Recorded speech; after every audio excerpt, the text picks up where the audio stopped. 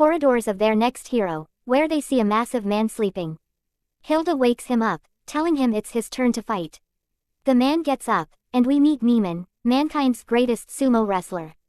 Raiden wonders if he'll be merging with Hilda, but she says there is someone more suitable for him. A giant woman named Throd enters the room, introducing herself as his partner. Raiden is shocked seeing her, and Throd wonders if he's disappointed by her appearance.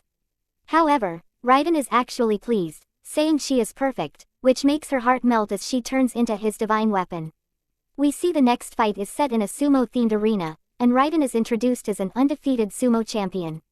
His opponent arrives on an elephant, and we meet Eva, the god of destruction.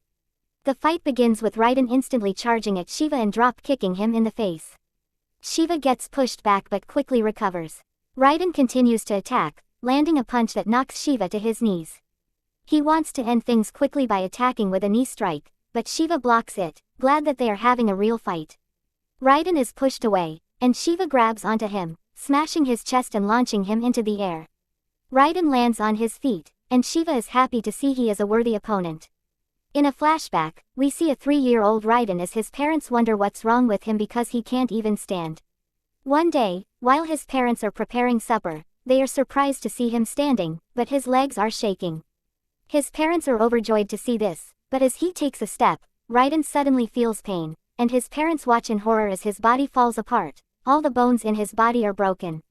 We learn it's because his muscles were just too powerful for his bones.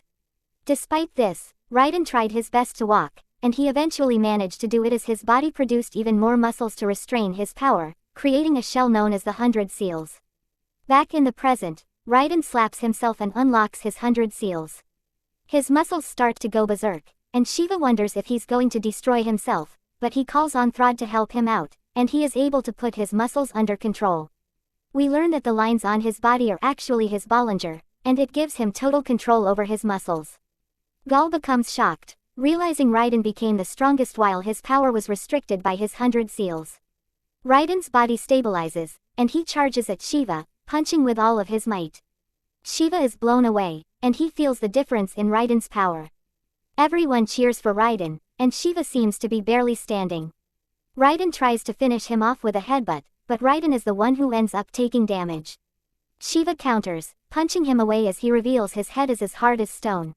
Shiva starts attacking him with a flurry of attacks, and all Raiden can do is block. Raiden takes some damage but grabs onto Shiva's arm and uses his brute strength to crush it.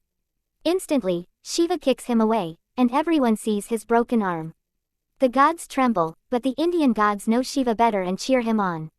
Shiva hears them cheering for him, and we learn he has never let his friends down. He realizes he is fighting for their sake as well, so he gets fired up, charging at Raiden, and his punch seems to have gotten stronger. We learn that his fists have the power of over 1,000 Indian gods behind them.